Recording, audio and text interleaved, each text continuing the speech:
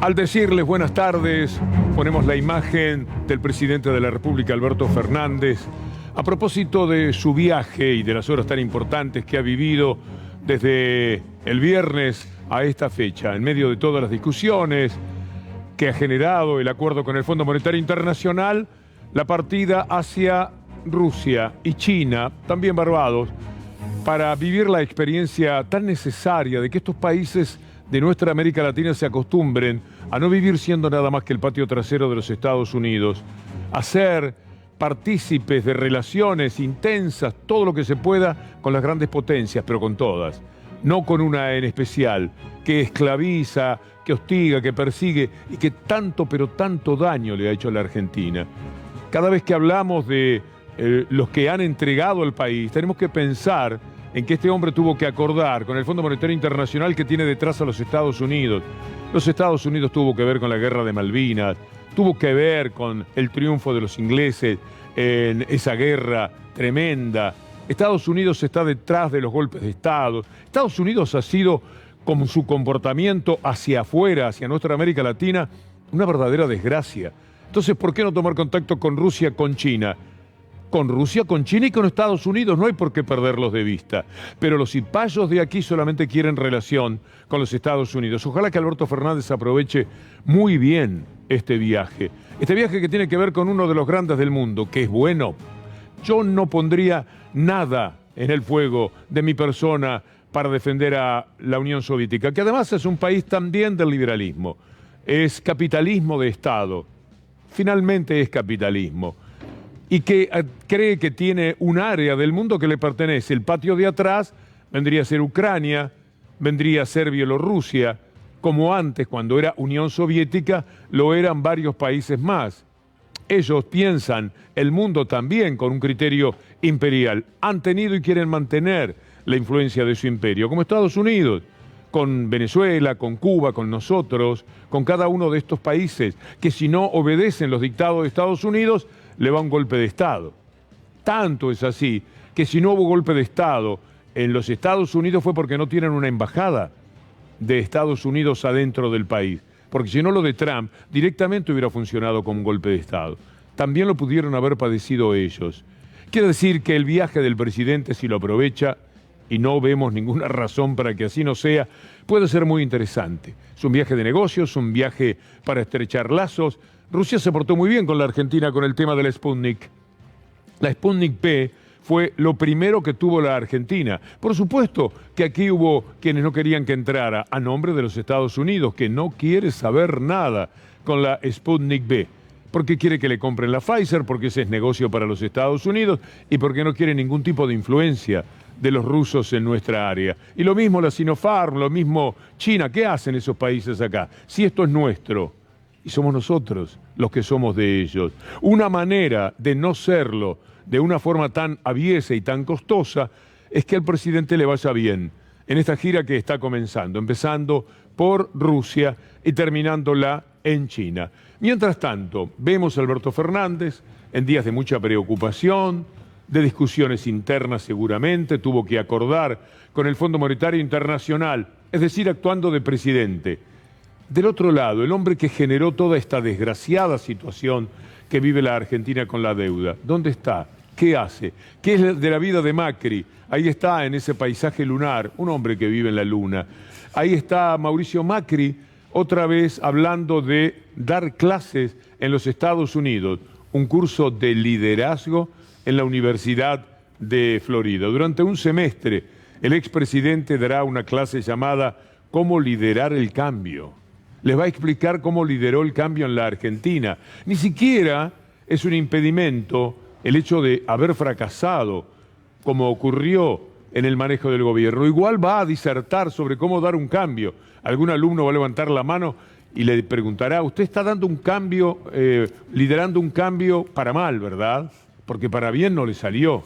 Nada de lo que ocurrió con usted, según tenemos entendido en la Argentina, le ha salido de la mejor manera. Bueno, ahí tenemos a Duhovne, que reapareció este fin de semana con toda su cara de Duhovne, para decir que es un desastre como está la Argentina ahora. Ni hablar de cómo la dejaron ellos, por supuesto, sin pandemia. Ese hombrecito pequeño que sonríe, que cuando invitó a cenar a su casa a Christine Lagarde le pasó la cuenta al Estado Nacional porque ni siquiera tuvo el decoro de que ya que era su casa, pagar él mismo la cena. Este señor que tuvo que darle explicaciones a Christine Lagarde por qué no había ni una mujer en el momento en el que se reunían con ellos, es decir, le pasó la factura de no tener un cupo femenino en el acompañamiento, eran todo un grupo de hombres, todos inútiles, que iban a hablar con ella a hacer realidad el tristísimo préstamo que la Argentina contrajo con el Fondo Monetario Internacional. Dejó los peores datos de la economía sin pandemia, dejó los peores datos en cuanto a salario, a empleo, a inversión. No le salió una, no le podía salir. Era un muchacho que tomaba whisky en los programas de Mañeto a la medianoche, movía muy bien el vaso, porque era un avisador, por otra parte, ni siquiera sé si toma whisky, no lo quiero acusar de alguien vinculado a una cuestión alcohólica, porque no lo sé. Era seguramente un auspiciante que tenían, y ahí movía el vaso de whisky, y un día lo vimos cruzar la calle con Mañeto de la mano para ocupar el Ministerio de Economía de la República Argentina, nada menos. Bueno, habló este fin de semana, seguramente con Federico Ferro, nuestro guía, vamos a tener algún tramo de lo que él dijo, y también lo vamos a tener en la columna, y me mira antes de su saludo, Lautaro Mailén, como diciendo, habla conmigo que yo lo tengo. Muy buenas tardes, Lautaro. ¿Cómo va? Muy buenas tardes. Sí, vamos a seguir analizando todas las repercusiones en relación al principio de acuerdo con el Fondo Monetario Internacional como complemento del análisis que va a hacer Rosalía, y por supuesto tenemos lo de Nicolás Dujovne. Víctor Hugo, también déjame vender que en algún momento del programa vamos a ver qué dicen los vecinos del complejo Cumelén, donde se encuentra Mauricio Macri, porque no están muy de acuerdo que se use como roscódromo. El saludo ahora, enseguida volvemos, por supuesto, al tema del Fondo Monetario Internacional y el acuerdo, y con una verdadera especialista. Pero vamos a estar antes hablando de lo de mañana, que es muy importante. Es el pueblo diciéndole a la desgraciadísima integración de la Corte Suprema de Justicia, basta. Basta, por favor. Si fuera posible, basta de ustedes. Pero si no, basta del desfalco que han cometido contra el Estado de Derecho en la República Argentina. Mañana es la marcha. ¿Usted va a estar? Uno por pudor no puede participar de hechos multitudinarios, pero vamos a estar con todo nuestro corazón, porque mire que hemos hablado de la bochornosa, desvergonzada, inútil Corte Suprema de Justicia, que si no fuera su pertenencia al establishment, además tendríamos que hablar de lo muy mal que ha trabajado en los términos estrictos del trabajo jurídico. Pero mucho mejor que de esto y de esa invitación, habla el doctor Darío Villarroel. ¿Qué tal, Víctor Hugo? Y justo mañana comienza la actividad judicial. Mire justo la fecha de la marcha. Y lo bueno que la marcha ha crecido en la convocatoria de cada ciudadano, desde su corazón y su sentimiento acerca de lo que ha pasado en los 4 años de Macri y los 2 de Alberto Fernández, porque nada cambió en el servicio del Poder Judicial. Por eso que La Nación, Clarín, Infobae pusiesen en tus tapas ayer críticas a la marcha, habla de que el pueblo tiene razón. ¿Por qué tiene razón, Víctor Hugo? Porque cuando Alberto Fernández ganó las elecciones y se presentó a dar su discurso en el Congreso, ¿de qué habló? Del sótano del Poder Judicial, de que había que hacer algo, de que había que cambiarlo. Y la gente lo tomó y la gente lo votó. Y por eso mañana quien sale es la ciudadanía. No importa quién convoca. Si usted ve las redes sociales, va Juan, va Pedro, va José, va cualquiera que quiere reivindicar un mejor servicio de justicia. Más allá de cualquier cuestión ideológica, servicio de justicia es para vos, que te echan del laburo. Para vos que tenés una sociedad y la justicia no te resuelve. Para vos que tenés un recurso de queja y la Corte lo tiene 5 años y por ahí estás detenido. Para vos que por ahí tenés un problema familiar con una sucesión y la justicia tarda años para resolver. No funciona el servicio de justicia, no importa estar de un lado o del otro. El tema es que el Poder Judicial tiene que dar servicio al pueblo y hoy no lo está dando. ¿Sabe quién va a la marcha? La gente de Iron Mountain. Después vamos a hablar de la película que estrenan esta semana. Por supuesto que la Corte Suprema de Justicia también está involucrada en el desastre de justicia que significa lo de Iron Mountain. El acuerdo con el Fondo Monetario Internacional, por supuesto, genera dudas en uno mismo. ¿Cuándo va a venir el tiempo de la épica? ¿Cuándo vamos a poder gritar nuestros principios y sacarlos a flote?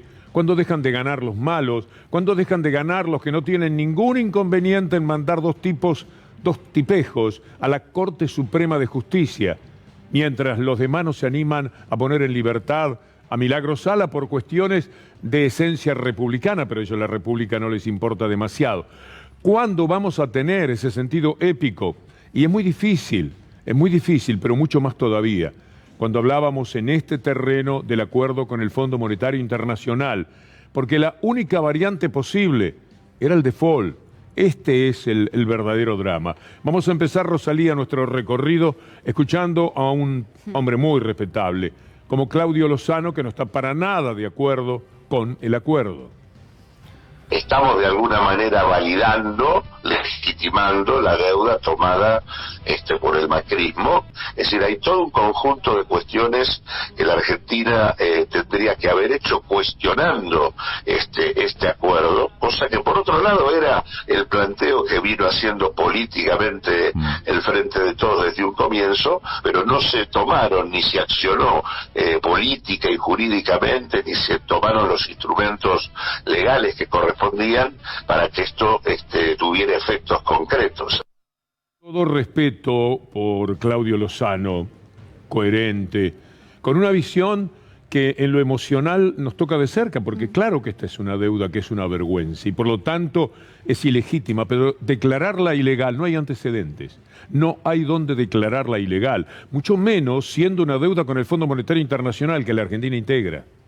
Es decir, imposible pensar en que dijéramos la deuda es ilegal y no la pagamos. El costo hubiera sido terrorífico. Y esto es lo que aquellos que en el primer momento fuimos visitados por un desencanto que nos recorría de pies a cabeza, quisimos ir entendiendo. Lozano tiene razón en la cuestión de fondo, pero en lo particular en que esta deuda tendría que ser declarada ilegal. Internacionalmente es imposible. Y en lo local, aquellos juicios que se empezaron están en camino, están en curso. Después veremos qué hace la justicia con esto. Sí, además algo importante de resaltar, no solo la deuda, digamos, con el FMI era necesario este acuerdo para generar estabilidad macroeconómica en el mercado interno, ¿no?, en la Argentina, sino algo que reveló el presidente. No se podía avanzar en los acuerdos que la Argentina va a firmar esta semana con China, vitales para generar empleo en la Argentina y más exportación, si no había acuerdo previo con el FMI. Se lo exigía Rusia, se lo exigía China y también se lo exigía la banca europea, que ahora va a hacer una inversión importante para ayudar en las inundaciones en el interior de la Argentina. Entonces, sin acuerdo del FMI no llegaba toda esta ayuda. Ese sentimiento que dice Víctor Hugo, que recorre a mucha gente, tiene que ver con el responsable, con Mauricio Macri. Y también lo relaciono con la marcha. Hace más de un año que también Alberto Fernández querelló criminalmente a Mauricio Macri, a Duhovne y a todo el equipo económico por incumplimientos de deberes de funcionario público, malversación de caudales, administración fraudulenta por 44.700 millones de dólares. Entonces, lo que quiere ver la gente, más allá de aceptar, es que pase algo con los responsables. ¿Y eso está en manos de quién? Del Poder Judicial de la Nación. Vamos a tomar contacto con una nota del Washington Post.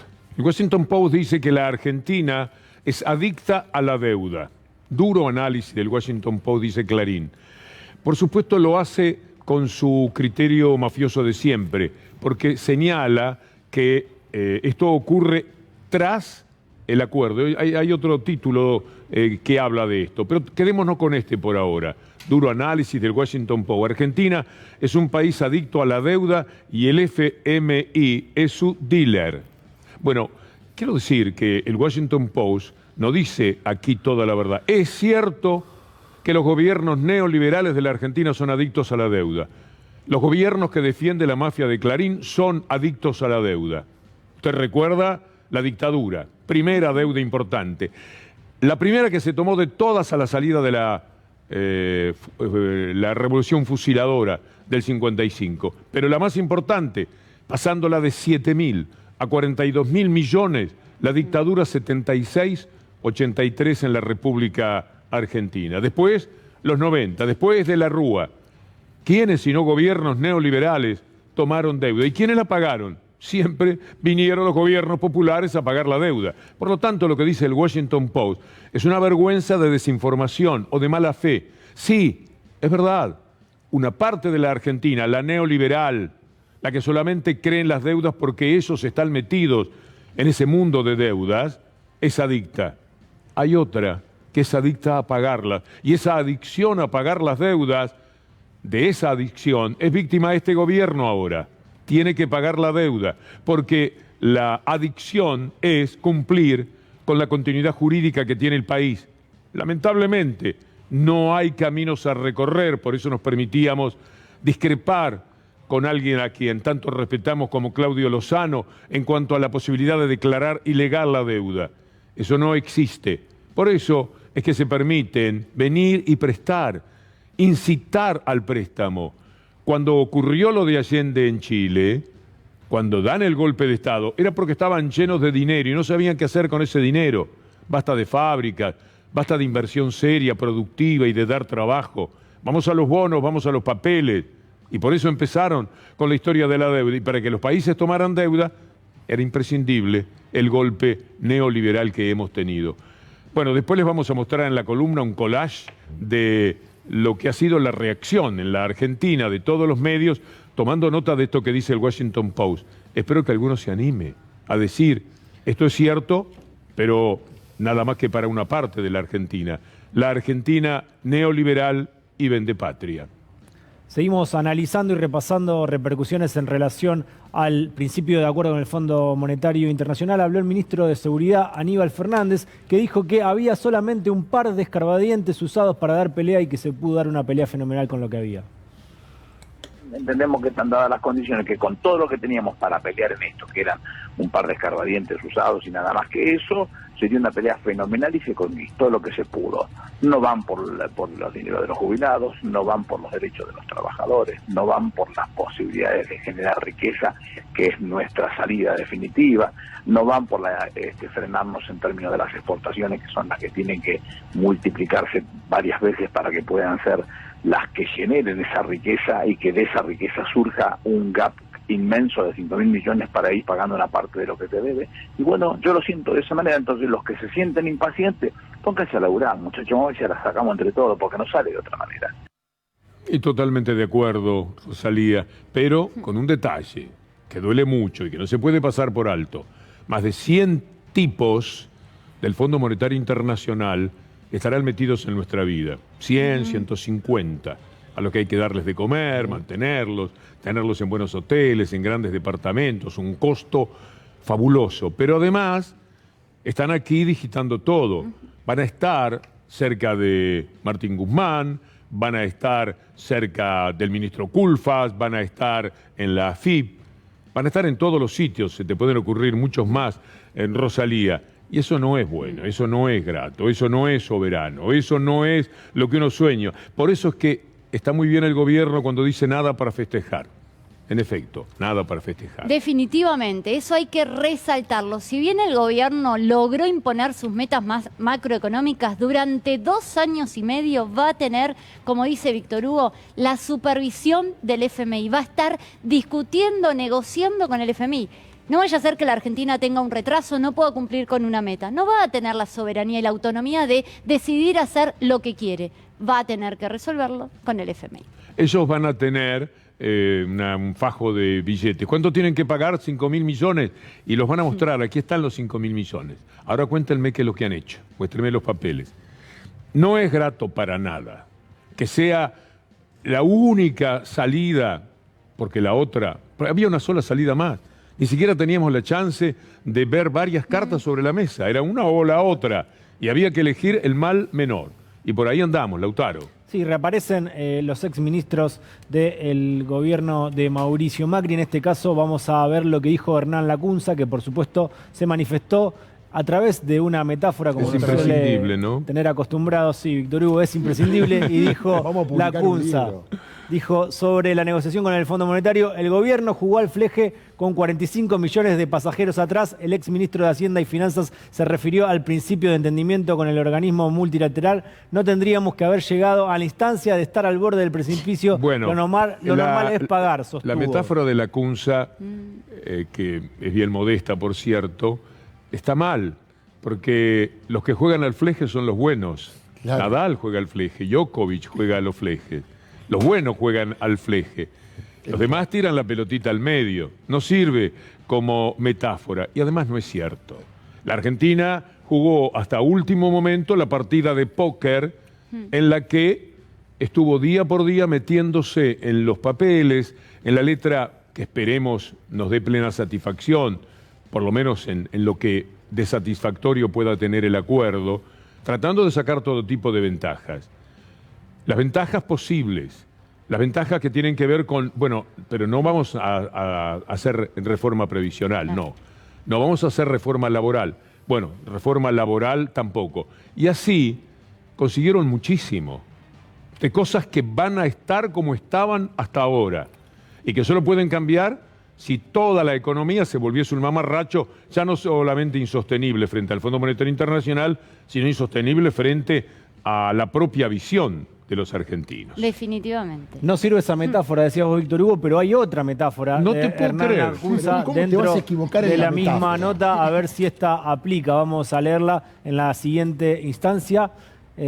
¿O es esta? Sí, es esta. A ver, tenemos un... ¿Es de la Acunza? Es de la Acunza, estaba en la misma la que nota. pusimos, nos adelantamos Esa a Lujov. Ahí está, ahí tenemos. El economista advirtió, la lectura es que por primera vez hay un mapa de dónde queremos ir en materia fiscal y monetaria que hasta ahora no estaba. Lo que no hay todavía es el plan de vuelo para recorrer ese mapa. Bueno, recordemos que la titular de PRO, Patricia Bullrich, dijo algo parecido. Salió el avión, pero todavía no hay plan de vuelo. Por supuesto, esto también es lo que dice en la columna. Acunza. En la columna les vamos a mostrar que justamente donde fallan en la apreciación es que no hay plan de vuelo.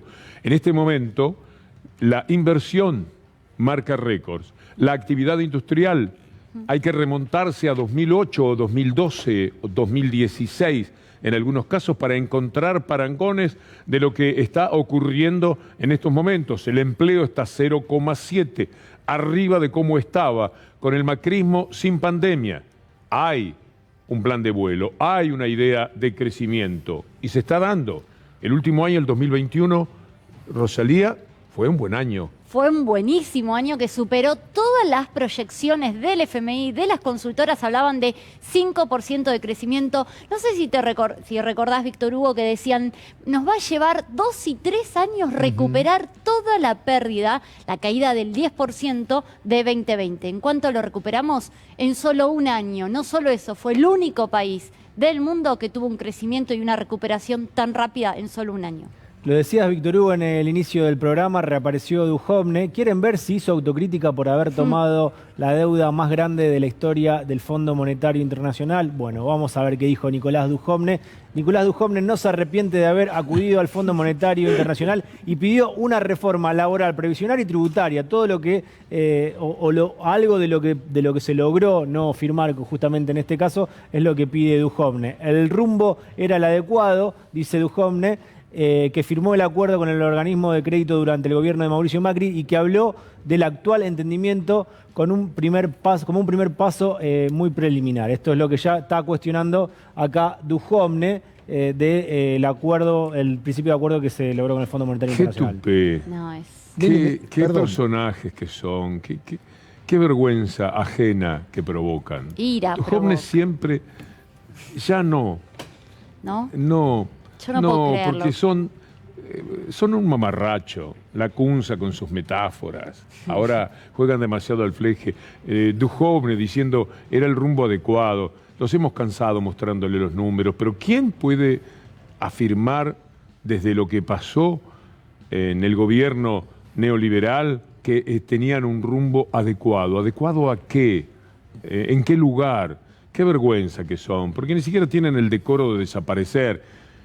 También nosotros tenemos culpa, porque está bien que lo haga una radio que es de ellos, pero después nosotros también lo tomamos, uno se tienta, de verdad, ¿por qué se prestan? Son personajes lindos para reír un poco, mire, uno se va distendiendo, pone un poquito de la Acunza, un Duhovne, después le pone un poquitito de Pichetto y revuelve y le va saliendo un cóctel que es una maravilla, por lo menos para sonreír y no amargarse tanto con lo que esta gente le hizo de daño a la República Argentina. Ahora, Víctor Hugo, el tema de que sea la Nación quien publica y que no haya repregunta o comentario de lo que dice, tiene que ver también con el statu quo de los medios de comunicación a la hora de seguir defendiendo a estas personas que dejaron el país como está.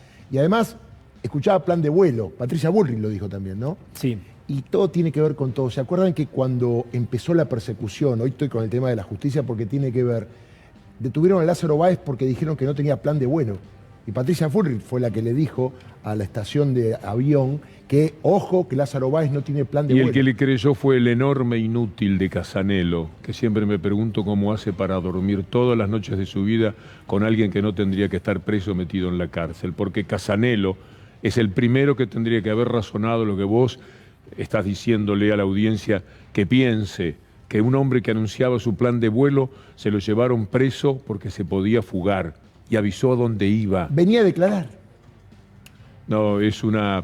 Por eso digo, todo tiene que ver con todo. Son tragedias esas, pero es verdad lo que decís. Fue Bullrich la que empezó porque habló con alguien, dijo ella, de donde había salido el vuelo, dice, ahí no tenían el plan de vuelo. Mirá si va a salir un avión sin plan de vuelo. ¿Y qué pasó después? Convocaron a todos los medios al lugar donde llegaba Lázaro Báez, con lo cual todo tiene que ver con todo. Y Víctor Hugo también todo tiene que ver con todo, porque Clarín puso a un ministro de Economía y también puso a 2 miembros de la Corte. ¿Qué más le faltaba poner a Clarín durante el gobierno de Macri? Repasamos ahora lo que dijo el diputado del PRO, Fernando Iglesias, en su cuenta de Twitter sobre el acuerdo, el principio de acuerdo con el Fondo Monetario Internacional. El mismo Fondo Monetario Internacional que en 2001 volteó a De la Rúa y en 2019 estranguló a Macri, le tira un salvavidas a este gobierno indecente. Bueno, es interesante. Marcos Buscaglia, y está citando justamente Víctor Hugo, una nota de La Nación de Buscaglia que dice, ya no quedan dudas, el Fondo Monetario es peronista. Bueno, hay que decir que es el apoyo más estupendo que ha tenido el gobierno de parte del diputado Iglesias. Veámoslo otra vez, este tuit, porque el Fondo Monetario Internacional voltea a gobierno finalmente según su criterio. Lo estranguló a Macri, prestándole 44.000 millones de dólares después de lo que Macri había pedido con sus ministros a los privados. Y le tira un salvavidas a este gobierno indecente. Quiere decir que, según él, el gobierno tiene un salvavidas y el salvavidas es el acuerdo. Es decir, para la mirada del gobierno, Fernando Iglesias esta vez estuvo como nunca a favor, ¿o no?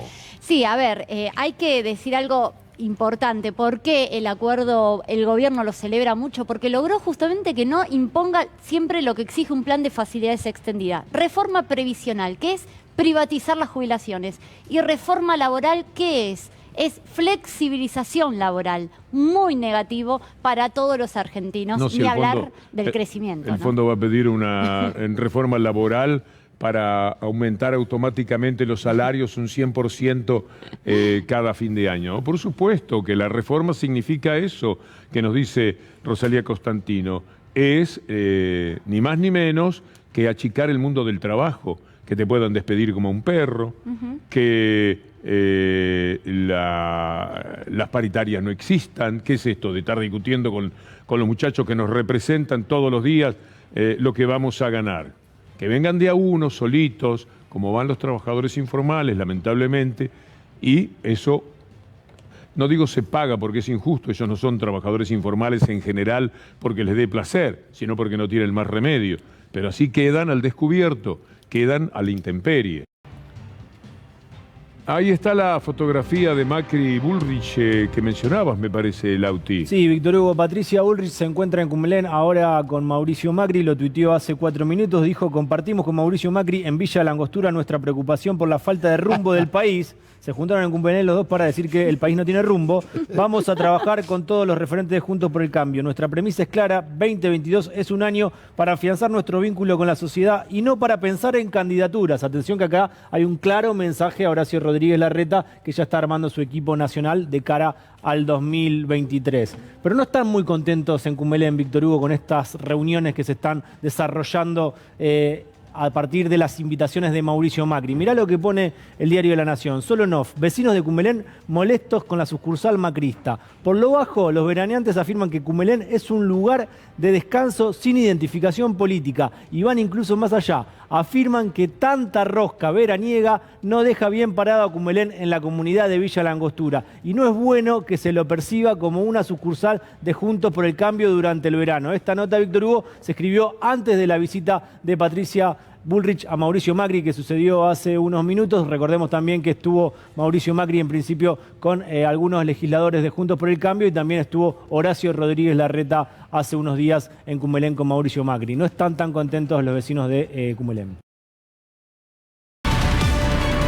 Esta noche entonces, a la hora 20, el minuto 1, con Gustavo Silvestre, Alberto Fernández, el presidente de la República.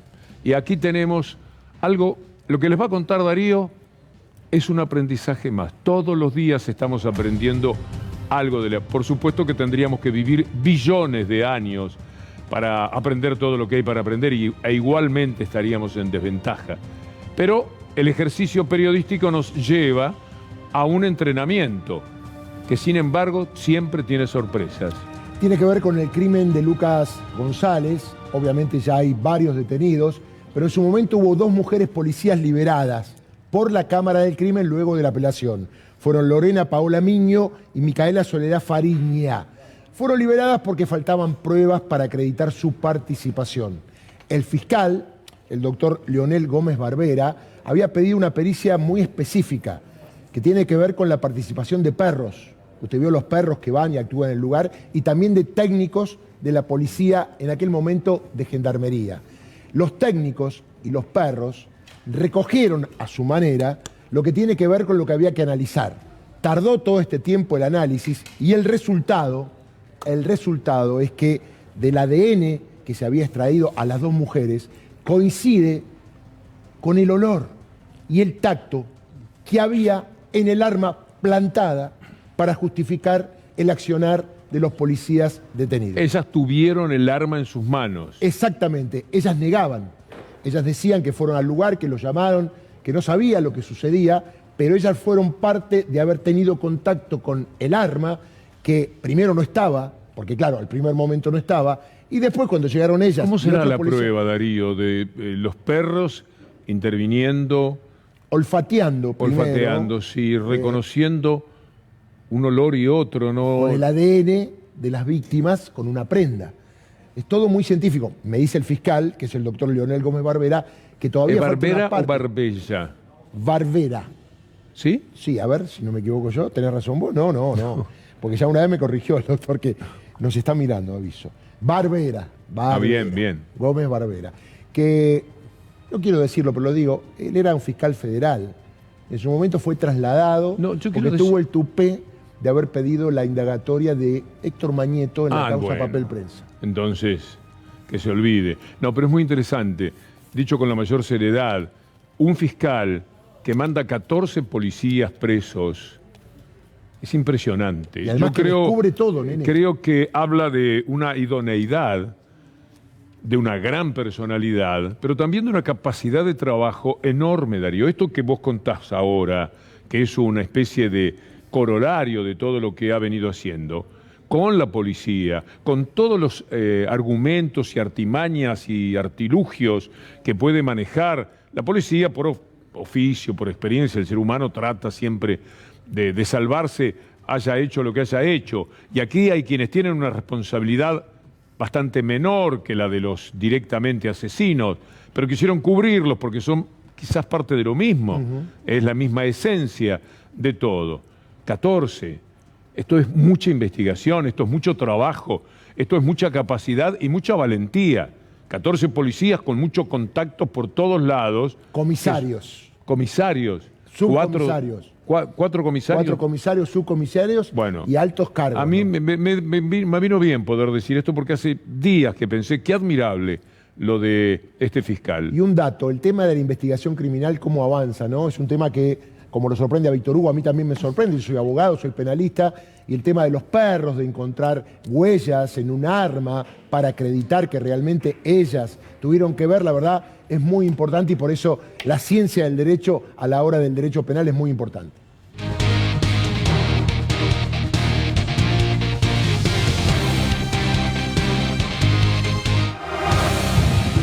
Comunicado de la presidencia del bloque de diputados del Frente de Todos. Ya le digo cuál es la noticia.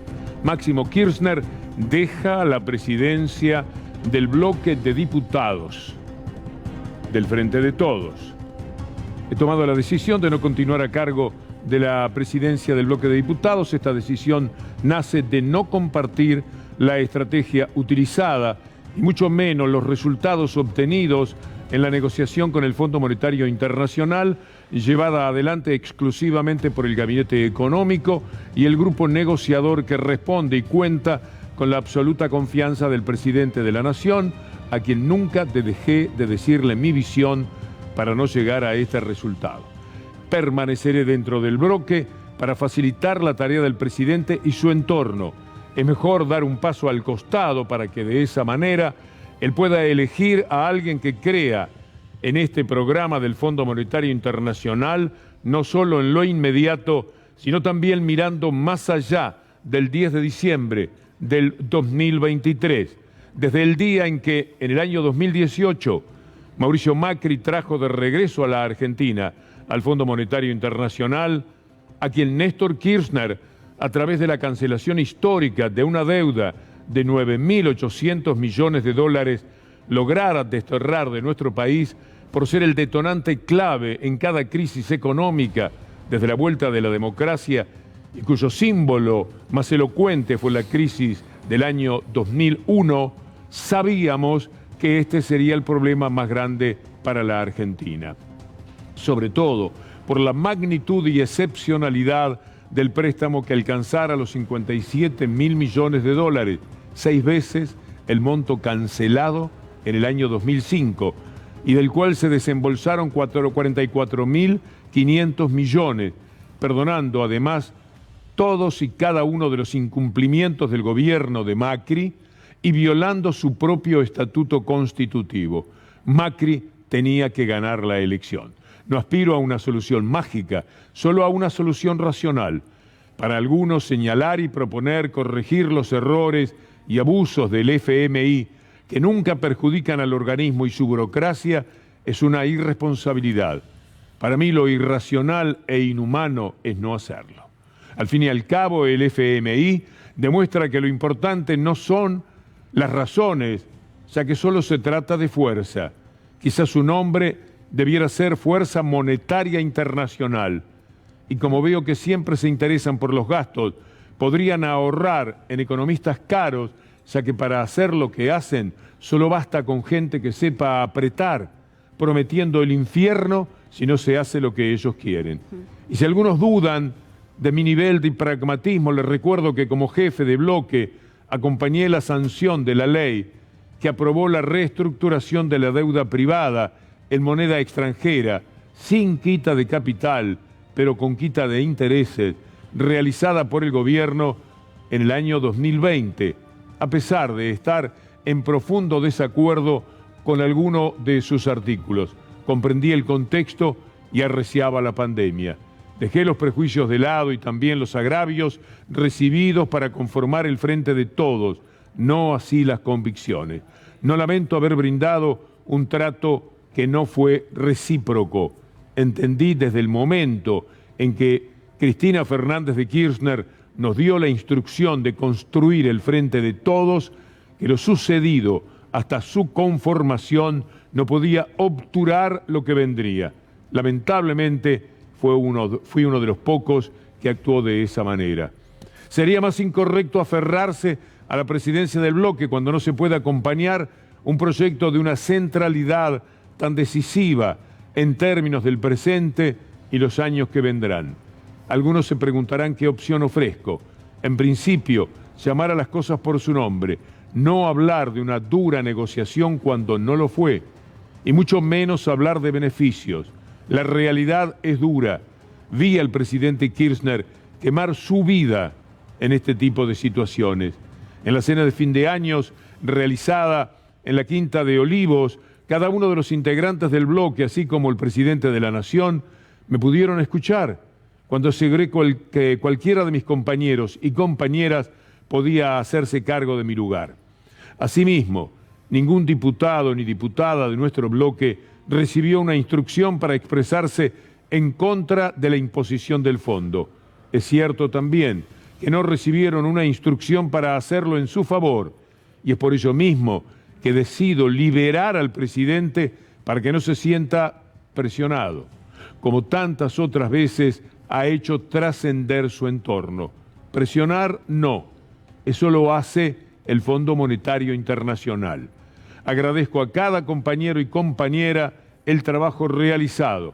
La ley de fuego, el aporte solidario, etiquetado frontal, ley de cupo trans, ley de teletrabajo, la ley de zona fría, ley de personas en situación de calle, fondo Preimba, equidad en medios y otras tantas que buscaron cumplir, en parte, demandas y necesidades de nuestros ciudadanos y ciudadanas.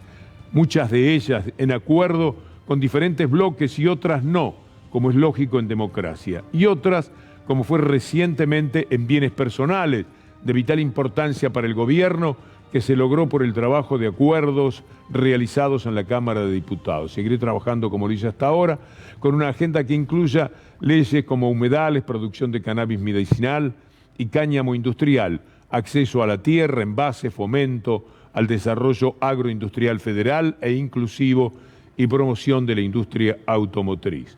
Agradezco también a los presidentes de los demás bloques con quienes hemos discutido fuerte, pero siempre sin faltarnos el respeto y de quienes aprendí mucho. Entre otras cosas, el lamentarse por no haber levantado su voz cuando no estaban de acuerdo en temas de extrema centralidad promovidos por su propio gobierno. Por comprensión histórica, por mandato popular y por decisión política, mi postura no busca señalar a quienes acompañan de manera crítica o directamente festejan, como he leído. Ojalá todo salga en los próximos años como el sistema político, económico y mediático argentino promete, y mis palabras sean las de alguien que en base a la experiencia histórica solo se equivocó y no hizo otra cosa que dejar un lugar para seguir ayudando. No busco estar a la izquierda ni mucho menos a la derecha de nadie, categorías que ya no alcanzan para explicar la realidad. Abrazo muy fuerte a todas mis compañeras y compañeros y a cada argentino y argentina con quienes, voten como voten, compartimos el mismo suelo y la misma bandera. La repercusión, naturalmente, más fuerte de lo que sucedió el viernes. Comprensible por la postura histórica del kirchnerismo en este tema. Está hablando quien preside el bloque de diputados, pero es hijo del hombre que echó al Fondo Monetario Internacional y que ahora tendría que aprobar abiertamente y con ganas que ese Fondo Monetario Internacional vuelva, traído por un gobierno despreciable en lo económico por su condición neoliberal, al que ahora viene a acomodar los tantos este gobierno pagando lo que el Fondo Monetario Internacional decide. Se ve que no gravita en el ánimo de Máximo Kirchner algunos de los aspectos señalados por el gobierno como aspectos exitosos. No tener que hacer reforma laboral, no tener que hacer la reforma previsional, aunque también andando el tiempo recién es que vamos a conocer si esto es real, porque cuando se promete déficit que se va achicando hasta llegar a déficit cero, el camino es el de un brutal crecimiento del país o el de efectivamente caer en el ajuste que se anuncia que el fondo no lo ha pedido, pero debe interpretar Máximo Kirchner que va de suyo. Es una fortísima repercusión, es la noticia política más fuerte de la jornada y nos deja como en el primer día, en el primer minuto de lo que está por venir. ¿Qué más está por venir en materia política en la República Argentina dentro del Frente de Todos? Porque esto que no se llama una ruptura y que insistimos ojalá no lo sea por la responsabilidad que tienen todos, Máximo Kirchner, Alberto Fernández, Cristina Fernández de Kirchner, con la ilusión que crearon. No es una ruptura, pero sí es una separación de criterios muy amplia. Mientras el gobierno cree que era lo único que se podía hacer, Máximo Kirchner no dice que sí, que eso era lo único que se podía hacer. Un defecto de la carta de Máximo Kirchner en no establecer claramente cuál es el escenario posible por el cual él se hubiera sentido plenamente satisfecho. Sería bueno poder entrevistarlo a Máximo Kirchner para, miren qué tema lo que va a tener Gustavo Silvestre esta noche cuando esté aquí el presidente de la República. Esto se convierte en el detonante más importante. ¿Qué hubiera pasado con el escenario de default? Esto también quizás es un par de líneas que podría haber mencionado Máximo Kirchner, porque me parece, según la lectura, lo que recuerdo de la lectura, eso no figura. ¿Cuál era la salida? ¿Qué hubiera pasado con el único escenario posible fuera del acuerdo tan indeseable en el que tuvo que caer el gobierno? Tuvo que caer, había otra posibilidad, era el default. ¿Cuál era la salida? ¿Cuál era la posibilidad de vivir con el default? Me hubiera gustado y me gustaría preguntárselo, y voy a intentar alguna nota mañana, si fuera posible, de radio o televisión con Máximo Kirchner para entender ese punto de vista. Para nada sorprendente. A Máximo Kirchner le duele lo que a todos los kirchneristas, y los kirchneristas son el elemento más fuerte constitutivo del Frente de Todos. El kirchnerismo fue el ganador real de la elección anterior, porque además tuvo los apoyos que eran indispensables, porque quizás por su cuenta no le hubiera alcanzado. Quienes están en el kirchnerismo son todas las personas que uno conoce y están profundamente doloridas con lo que sucedió el viernes. Más allá de las explicaciones que podamos dar, lo que queremos entender y seguir acompañando algo que de otra manera sería muy doloroso en los próximos tiempos para la República Argentina. Es el dato más fuerte. Abro el juego con Rosalía, Sí. Darío y Lautaro. A ver, Víctor Hugo, permítame hacerle un comentario. En el kirchnerismo, lo que más molestaba es la reducción del gasto. No comparten para nada la idea de reducir el gasto un 2,5%. Por el contrario, la teoría, digamos, la línea económica dentro del kirchnerismo es en plena crisis de pandemia, con un 40% de argentinos pobres, había que incrementar el gasto, no reducirlo. Y en eso son enfáticos. No comparten para nada esta teoría del recorte, y que es inferior a lo que pedía el FMI para Máximo Kirchner, y el Interior. Debía haber sido mayor la asistencia en un año donde no tenemos el impuesto a la riqueza. Vamos a tener que hacer una pausa y se viene una columna naturalmente recortada. Siempre estamos pensando en 45 minutos, una hora, porque nos gusta que en todo caso nos sobre material, nunca que nos falte, y eso es el trabajo maravilloso de Anabela Sánchez, de Julián Capazo, que ahora está de descanso, y de Federico Ferro. Vamos a volver con la columna y tenemos que trabajar tratando de soslayar. ¿Querías decir una frase? Una frase. Habla Máximo en nombre de muchos que vos dijiste, él representa. Sí, sí. Que no hablaron. Esto es así. De esto no cabe ningún tipo de dudas. El desencanto en ese sector es enorme, y me parece que Máximo Kirchner se hace cargo de ese dolor del acuerdo con el Fondo Monetario Internacional. Y como él mismo lo dice, el tiempo dirá, no hay otra posibilidad que darle un poco de tiempo al tiempo y tomarnos un pequeño descanso de 2 minutos para ir hasta allí, a nuestro lugar de la columna. Ya volvemos. La deuda ilegítima. En principio quiero decirles que nos hemos quedado todos estupefactos. Aquí nos miramos con Pato del Vecchio, nuestro cámara de todas las tardes, y la carta de Máximo Kirchner tiene un efecto potentísimo en la actualidad política. Vamos a volver a los párrafos más importantes de una carta en la que uno rápidamente quisiera hacer lecturas. Vamos a tener un poco de prudencia, pero esto podría significar la ruptura del Frente de Todos. Por lo menos hay que planteárselo, hay que preguntárselo, de qué manera siguen dentro del frente quienes ya definitivamente se han divorciado de aspectos tan pero tan importantes como el criterio soberano, o nada menos que el apoyo a lo que entiende el Frente de Todos es lo que ahora significa haber legitimado nada menos esta deuda ilegítima de Mauricio Macri. Sería un logro formidable para la derecha argentina, que esto, tras cartón de todo lo que ha significado la deuda en nuestras vidas y en nuestra economía, y encima con la pandemia, tengamos la ruptura de lo único que puede ser algo que pugne contra el establishment. Claro, me dirá un kirchnerista en este momento, me podría decir Máximo Kirchner, bueno, pero ¿dónde estamos peleando contra el establishment? Si hacemos lo que quiere el establishment, lo que quiere el Fondo Monetario Internacional, lo que quiere Clarín, lo que quiere el PRO, lo que quieren los empresarios de la derecha, etcétera, etcétera. Entonces, ¿cuál sería la única oposición que usted está diciendo que podría existir con nosotros si no la tenemos? Esto es lo que siente, evidentemente, Máximo Kirchner. La carta es durísima, el paso al costado como jefe del bloque de diputados es un dato, pero mucho más fuerte todo lo que va diciendo, toda la descripción a la que apela para estar profundamente en desacuerdo, pero más no se puede estar en desacuerdo, porque ni siquiera recorrió el camino que el silencio inicial de las primeras horas hacía pensar que estaban tragándose algo muy amargo.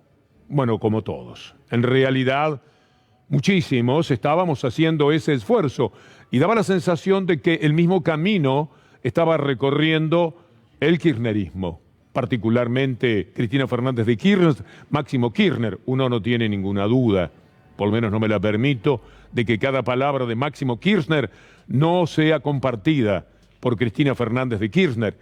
Y podría decir más, no conozco un solo kirchnerista que estuviese plenamente de acuerdo. El camino que recorrían era el de, se ve que no hay más remedio, el hecho de lo que significa el default, el miedo, el terror, lo que podría pasar con los argentinos en situación de default, con el propio país, es un escenario que yo me puedo imaginar. Pero también son capaces de imaginárselo los líderes del kirchnerismo como Máximo Kirchner. Y si imaginado ese escenario de default, igual lo preferían, porque indudablemente el otro camino era el default, a lo que hizo el gobierno, es una ruptura muy, pero muy fuerte, que uno se pregunta si no estará saltando por los aires algo que construyó una formal esperanza de tener una verdadera oposición a esa derecha que se come el mundo y se devora también a la Argentina. Claro está que las lecturas fueron todas sobre la marcha. Cuando uno veía la alegría de los integrantes del PRO, cuando uno leía los editoriales de la mafia de Clarín, de La Nación, plenamente satisfechos, o cuando leía lo que ahora quiero mostrarles a ustedes, del Washington Post y el collage de informaciones a propósito del diario norteamericano, uno decía, esto es un dolor en el alma, ahí lo tiene. Esta es la repercusión en la Argentina de lo que dijo el Washington Post. Durísima crítica del Washington Post, dice Minuto 1, duro análisis del Washington Post, dice Infobae, La Nación. Para The Washington Post, la Argentina es un país adicto y el FMI su proveedor, no le gustó la palabra dealer. Dura crítica del Washington Post, Argentina es un país adicto a la deuda y FMI es su proveedor. Lapidario editorial del Washington Post, la Argentina es un adicto y el FMI es su proveedor. E incluso Clarín va más lejos, por supuesto tiene que ser siempre un carácter mafioso. Veamos qué pone en la tapa Clarín, que esto ocurrió después del acuerdo. Ahí está, tras el acuerdo, duro análisis, como si todo lo que hubiera sucedido con la deuda, para decir lo que dice el Washington Post, es que la Argentina es adicta a la deuda, por esto que firmó ahora. En realidad lo que está haciendo es queriendo ver cómo la paga, queriendo ver cómo se las arregla. El Washington Post comete un horror informativo. Es decir, la Argentina es adicta a la deuda cuando la gobiernan los neoliberales. Fue adicta a la deuda con la dictadura de 1976, fue adicto a la deuda en 1980 con Cavallo, fue adicto a la deuda con De la Rúa, mucho más todavía cuando Clarín le puso a Cavallo. Fue adicto a la deuda, sí. ¿Y quiénes pagaron esas deudas? El peronismo en realidad, lo que podemos llamar en general el peronismo, ha sido el que paga. Ha sido adicto a pagar. Quizás el reproche es el que está haciendo ahora Máximo Kirchner. ¿Por qué tenemos que pagar otra vez lo que estos criminales económicos le han hecho a la República Argentina? Mire, entiendo perfectamente el dolor de Máximo Kirchner. Lo entiendo porque es el mío propio mientras escuchaba lo que escuchaba el viernes. Después uno habla con mucha gente con la que trata de componer su idea porque está muy solo en su incapacidad de entender las cuestiones económicas y todo el mundo político. Vivimos haciendo actos de fe, construyendo nuestra opinión. Y tuvimos a mucha gente diciendo que verdaderamente este era el único camino, que el default era un desastre muchísimo peor todavía. Y nos hicimos cargo de que no había reforma previsional, no había reforma laboral. Caramba, sacarle eso al Fondo Monetario Internacional no es poca cosa. No veo que haya una devaluación. Conseguir que no haya una devaluación frente a la posibilidad de que el dólar blue, el ilegal, se fuera para cualquier lado, parece cosa de no poca monta.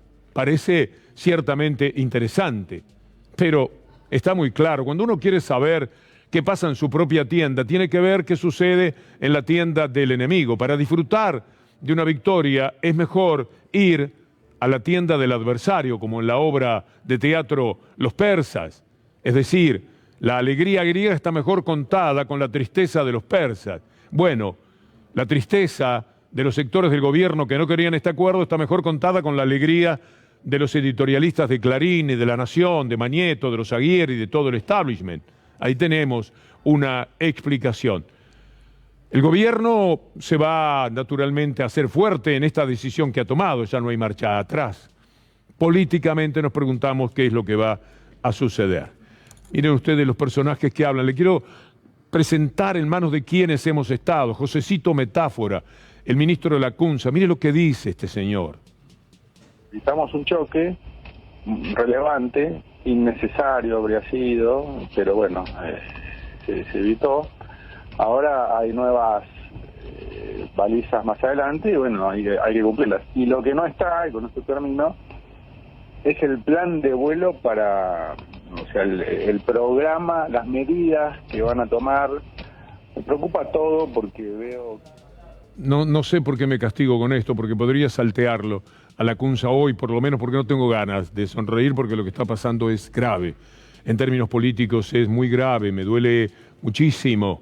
El mundo está quedándose cada vez con menos esperanzas. Mira, ahora tengo que... ya no hay tiempo, pero tenía lo de Portugal. También ahí Vox, con sus asociados del mundo, hace crecer la derecha en Portugal. Se vienen, crecen y crecen.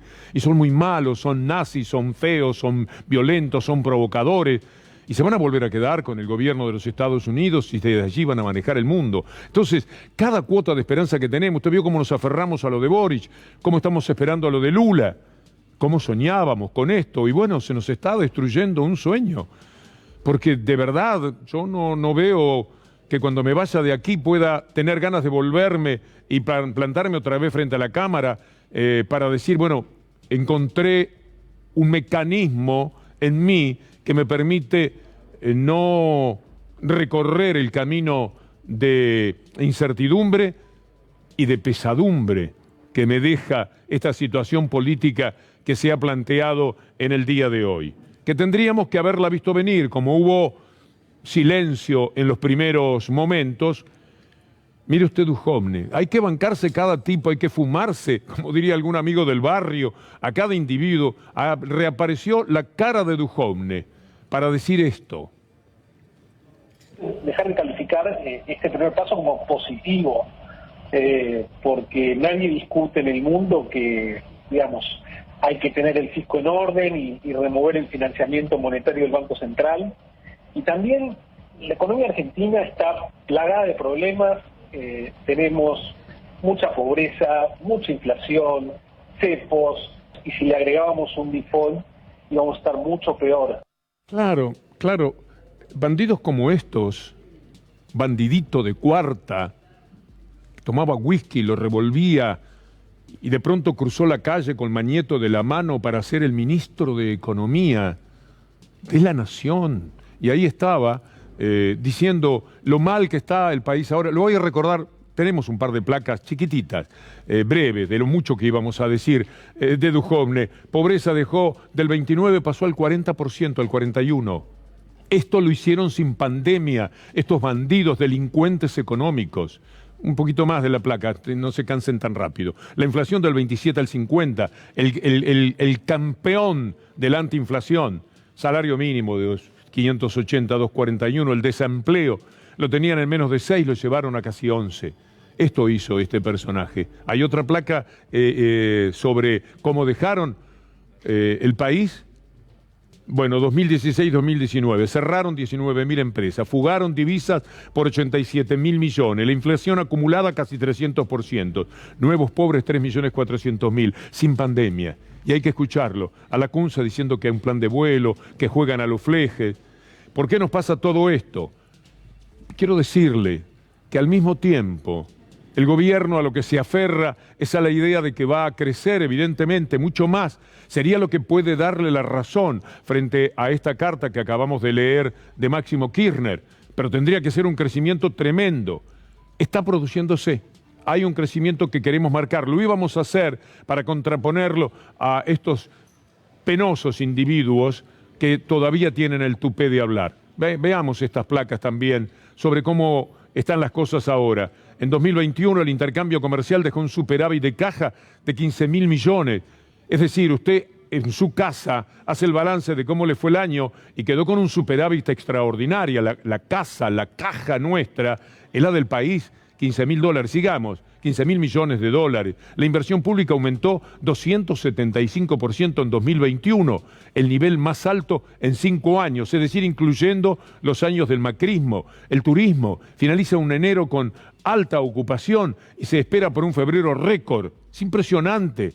Es algo que levanta mucho la esperanza. Los salarios crecieron casi 4% en noviembre. Le ganaron a la inflación por 5º mes consecutivo. No es poca cosa. Y el otro día le presentamos todo lo que fue, lo que es en la actualidad el crecimiento industrial. Por eso, aferrándonos a esto, como la esperanza es crecer, porque si no hay que achicar, hay que ajustar. Usted no tiene manera con esto del déficit que están exigiendo de llevarlo a cero, usted no tiene manera de corregir los defectos si no achica o si no crece de una manera excepcional que le permita disimular que usted sigue gastando en gasto social, en todo lo que corresponda para que los más vulnerables y los sectores medios no padezcan al país. Es decir, hay un crecimiento, pero ¿se puede sostener? ¿Será esta la posibilidad de efectivamente ganarle a estos temores fundados y que ya son solamente los temores económicos? También una cuestión ideológica, un peso ideológico muy fuerte. No puede ser que siempre nos estén ganando los malos, que nos lleven por delante. Tenemos a Lozano, que está muy en desacuerdo con lo que se hizo. Una primera razón que no comparto, porque él dice, habría que, más o menos, entiendo, que esperar que la deuda fuera ilegal. El mundo nunca va a declarar una deuda ilegal. No lo hace con ninguna deuda internacional, pero muchísimo menos lo haría con una deuda con el Fondo Monetario Internacional, del que es parte hasta la Argentina. Pero escuchemos a Lozano, cuya disconformidad ahora es claramente compartida también, seguro por lo que sostiene Máximo Kirchner. Estamos de alguna manera validando, legitimando la deuda tomada por el macrismo. Es decir, hay todo un conjunto de cuestiones que la Argentina tendría que haber hecho cuestionando este acuerdo, cosa que por otro lado era el planteo que vino haciendo políticamente el Frente de Todos desde un comienzo, pero no se tomaron ni se accionó política y jurídicamente, ni se tomaron los instrumentos legales que correspondían para que esto tuviera efectos concretos. En realidad, a Claudio hay que decir, él quizás si lo piensa lo debe saber, los instrumentos legales de luchar contra la deuda localmente están funcionando, internacionalmente no hay manera. No se pudo con los buitres, los que no quisieron firmar, imagínense con el Fondo Monetario Internacional, del que es parte la propia Argentina. La pretensión de ilegalidad es un sueño absurdo. En algún momento y a la larga siempre hay que pagarlo. Si no se paga es default. ¿Cuál es el escenario del default? Le preguntamos hoy al ministro Culfas, que naturalmente está muy en línea con lo hecho por el gobierno. Es cierto que Argentina en anteriores ocasiones ha estado en default con acreedores privados, pero nunca había estado en default con el Fondo Monetario Internacional, y es importante destacar cuáles son las consecuencias que esto tiene. En primer lugar, Argentina hubiese perdido el financiamiento de otros organismos internacionales, es decir, que se hubiese agravado aún más el problema de escasez de divisas que el país tiene y que estamos justamente buscando revertir. En segundo lugar, buena parte de lo que es el financiamiento comercial. Usted sabe, Argentina tiene muchísimos productos, insumos, maquinarias que compra del exterior y también obviamente productos que exporta. Bueno, todo el financiamiento que hoy existe en esos productos de comercio exterior desaparecería o se vería muy limitado, hubiese sido necesario pagar las importaciones prácticamente al contado, con lo cual también se hubiese afectado más el balance de dólares que el país tiene. Mi sueño, le decía la semana pasada, era Alberto Fernández, hablando en la ONU y denunciándolos a todos, al mundo entero. Alguien lo va a tener que hacer. En algún momento alguien tiene que enfrentar a ese mundo. La Argentina ha tenido, pero no se presentaba una ocasión tan propicia como esta. Es una vergüenza lo del mundo. Lo del Fondo Monetario Internacional, todos sabemos cómo fue. Pese a que todos lo sabemos, hay que agachar la cabeza y de alguna forma negociar con ellos, sacándole las ventajas evidentes que se derivan del acuerdo en cuanto a no reforma previsional, no reforma laboral, etcétera, metiéndose en los papeles, diciendo esto no, esto de ninguna manera lo vamos a aceptar, pero la generalidad. Lo importante para el Fondo Monetario Internacional es que negoció, que se mete acá, que ahora nos mete 120 tipos a dar vueltas por todos lados para ordenar ellos qué es lo que hay que hacer, una especie de cogobierno. Están metidos en la FIP, están cerca de economía, están en todos lados, cada 3 meses, es como estar todos los días. Vienen y pasan la mano sobre los billetes y le dicen, ¿lo querés? Bueno, ¿qué es lo que has hecho? ¿Cuál es la buena letra que has hecho de las cosas que vos prometiste? ¿Estás creciendo como pensabas crecer? No me gusta. Yo creo que usted tampoco, a nadie que vengan y nos pregunten eso. Y al mismo tiempo usted vio la descripción que hace Culfas del escenario del default. Nos han llevado a esta encerrona, este mundo vergonzante, en el cual todos sabemos qué hizo el fondo, por qué lo hizo el fondo, qué hizo Estados Unidos, por qué lo hizo Estados Unidos y sin embargo tenemos que sentarnos con ellos a negociar, a ver qué ventajita podemos tomar de la gran ventaja que ellos toman de otra vez, como un pulpo con un enorme tentáculo, atrapar al país y quedárselo. No tenían ni clientes cuando recurrió Macri a ellos, ni clientes tenían. La Argentina se convirtió inmediatamente en el 60 y pico % de la clientela, como si estuviese en varios países, no solo la Argentina. No tenía nada el Fondo Monetario Internacional, molestaba en cualquier lado, hizo un desastre en Grecia, que ojalá no se repita entre nosotros. Cada vez que ellos toman el mando, mandan a los pueblos a una inmensa desgracia, de la que solamente salen ganadores los ricos, los poderosos de la aldea y los poderosos del mundo global. En eso estamos. Vamos a volver a la carta de Máximo Kirchner, porque es el hecho más fuerte políticamente de la jornada, es lo que va a ocupar los títulos de todos los portales y diarios de la República Argentina. He tomado la decisión de no continuar a cargo de la presidencia del bloque de diputados del Frente de Todos. Esta decisión nace de no compartir la estrategia utilizada y mucho menos los resultados obtenidos en la negociación con el Fondo Monetario Internacional llevada adelante exclusivamente por el Gabinete Económico y el grupo negociador que responde y cuenta con la absoluta confianza del presidente de la Nación, a quien nunca dejé de decirle mi visión para no llegar a este resultado.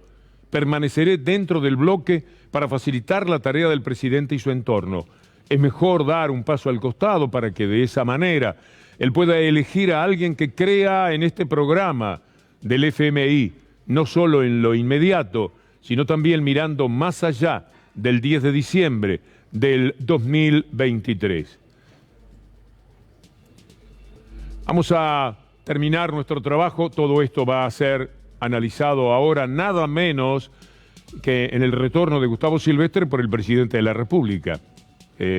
Minuto Uno es hoy imprescindible, porque a lo que dice Máximo Kirchner vendrá inevitable punto de vista del presidente de la República. Se queda sin el presidente del bloque de diputados.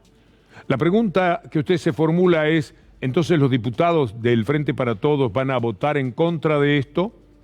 Yo no tengo en este momento una respuesta, porque si así fuera, se daría el contrasentido de que en caso de aprobarse en el Congreso sería aprobado por el PRO que trajo la deuda, es decir, el proyecto del gobierno sería aprobado por el PRO y negado por muchísimos de los diputados oficialistas del gobierno. Sería una situación verdaderamente extraña. ¿Dónde está Macri, el gestor de toda esta historia? Bueno, tuiteando Macri. Tuiteó hoy, leí y recomiendo mucho el libro La gran estafa de Camilo Caniachi. El trabajo trae un poco de luz ante tanta oscuridad, persecución y falsedad. ¿De qué libro habla? Historia secreta de cómo los Kirchner usaron la causa Correo para perseguir a Mauricio Macri y su familia. Vamos a presentarle al autor del libro y a Mauricio Macri, una kirchnerista de ley que ya en el 2002 denunciaba la estafa de Macri en el Correo. Ese tema vos fuiste una de las críticas mayores de Mauricio Macri con el tema de la relación entre grandes grupos económicos y poder Sí, político. Por supuesto, yo soy crítica por varias cosas. Primero porque Macri miente cuando dice que hace 8 años no trabaja en las empresas de su grupo. Porque siendo yo funcionaria, en octubre del 2001, a mí me vino a ver en nombre del Correo Argentino. Gerardo Morales, candidato a gobernador de Jujuy por el Frente por el Cambio, denunció irregularidades. ¿Elecciones cristalinas estas?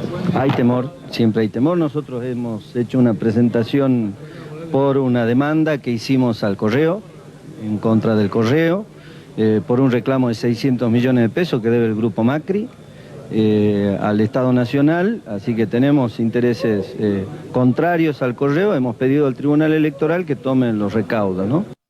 Bueno, hablar de la estafa de los Kirchner a Macri en términos del Correo, parece que el tema venía de antes, ¿no? Muy claramente. Pero el propio autor del libro tiene una historia referida a Macri. ¿Lo podemos ver al autor del libro?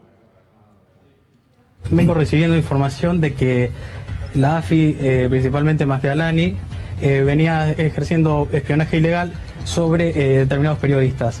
En enero publiqué que había una orden de interceptar a todos aquellos que mencionaran la palabra AFI, CIDE, Mastroianni, bueno, demás. Pasó inadvertido. Los últimos días me advierten, siguen chupando los correos, siguen las mismas prácticas. Bueno, yo dije, necesito una prueba concreta, porque la vez pasada publiqué igual un documento y me dice, bueno, tengo a Gustavo Silvestre y Mauro Federico.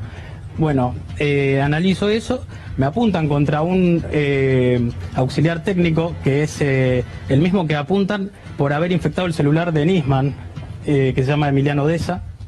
Y bueno, me encontré con esto que la verdad hubiese preferido nunca tener que haberlo escrito porque es una noticia desagradable. Y bueno, lo que ocurre es que con Mastroianni se abrieron las puertas de la CIDE a lo peor. Es decir, Macri espiaba también al autor del libro que, bueno, no lo sabría en ese momento. Él piensa que lo favorece. Amigos, se viene un tramo excepcional de la programación de C5N.